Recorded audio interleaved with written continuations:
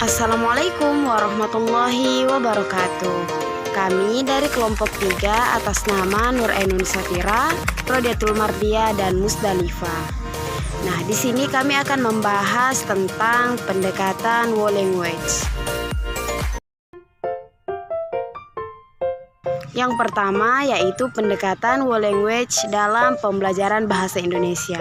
Secara umum, world language dapat dinyatakan sebagai perangkat wawasan yang mengarahkan kerangka pikir praktisi dalam menentukan bahasa sebagai materi pembelajaran, isi pembelajaran, dan proses pembelajaran.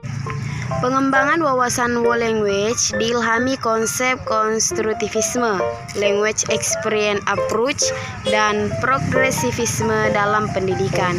Wawasan yang dikembangkan sehubungan dengan bahasa sebagai materi pelajaran dan penentuan isi pembelajarannya, diwarnai oleh fungsionalisme dan semiotika. Sementara itu, prinsip dan penggambaran proses pembelajarannya diwarnai oleh progresivisme dan konstruktivisme, menyatakan bahwa siswa membentuk sendiri pengetahuannya melalui peran aktifnya dalam belajar. Penentuan isi pembelajaran dalam perspektif world language diarahkan oleh konsepsi tentang kebahasan dan nilai fungsionalnya bagi pelajar dalam kehidupan sosial masyarakat. Berdasarkan konsepsi bahwa pengajaran bahasa mesti didasarkan pada kenyataan penggunaan bahasa, maka isi pembelajaran bahasa diorientasikan pada topik pengajaran, yaitu membaca, menulis, menyimak, dan bicara. Selanjutnya yaitu komponen-komponen world language. World language adalah cara untuk menyatukan pandangan tentang bahasa, tentang pembelajaran, dan tentang orang-orang yang terlibat dalam pembelajaran.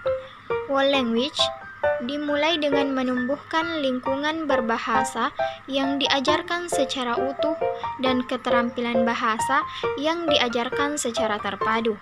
Namun, dapat dicoba menerapkannya dengan mengetahui komponen-komponen yang terdapat dalam world language. Adapun komponen-komponen world language, yang pertama yaitu reading aloud. Reading aloud adalah kegiatan membaca yang dilakukan oleh guru dan siswa. Guru dapat menggunakan bacaan yang terdapat dalam buku teks ataupun buku cerita. Yang kedua yaitu sustained silent reading, adalah kegiatan membaca dalam hati yang dilakukan oleh siswa. Pada kegiatan ini, guru memberikan kebebasan kepada siswa untuk memilih bahan bacaan yang sesuai dengan kemampuan mereka sendiri. Kemudian yang ketiga yaitu journal writing. Melalui menulis jurnal, siswa dilatih untuk lancar mencurahkan gagasan dan menceritakan kejadian di sekitarnya tanpa sekaligus memikirkan hal-hal yang bersifat mekanik. Selanjutnya yaitu share reading, adalah kegiatan membaca bersama antar guru dan siswa, dan mereka harus mempunyai buku untuk dibaca bersama. Kegiatan ini dapat dilakukan baik di kelas rendah maupun di kelas tinggi. Selanjutnya, guide reading atau disebut juga membaca terbimbing. Guru menjadi pengamat dan fasilitator. Dalam membaca terbimbing, penekanannya bukan dengan cara membaca itu sendiri, tetapi lebih pada membaca pemahaman. Komponen selanjutnya yaitu guide writing, menulis terbimbing. Dalam menulis terbimbing, guru adalah sebagai fasilitator, membantu siswa menemukan apa yang ingin ditulis dan bagaimana menulis dengan jelas, sistematis, dan menarik. Selanjutnya, komponen yang terakhir yaitu independent reading atau membaca bebas, merupakan kegiatan membaca yang memberi kesempatan kepada siswa untuk menentukan sendiri materi yang ingin dibacanya. Ciri-ciri kelas world language. 1. Kelas yang menerapkan world language penuh dengan barang cetakan. Barang-barang tersebut tergantung di dinding, pintu, dan furnitur. Yang kedua, di kelas world language guru berperan sebagai model. Guru menjadi contoh perwujudan bentuk aktivitas berbahasa yang ideal, kegiatan membaca, menulis, menyimak, dan bicara. Yang ketiga, di kelas language siswa bekerja dan belajar sesuai. Yang keempat, di kelas language siswa berbagi tanggung jawab dalam pembelajaran.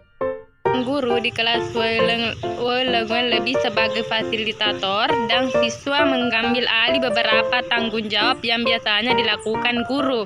Yang kelima, di kelas language siswa terlibat secara aktif dalam pembelajaran bermakna. Siswa aktif terlibat dalam kegiatan pembelajaran yang membantu pengembangan rasa tanggung jawab dan tidak bertanggung jawab. 6.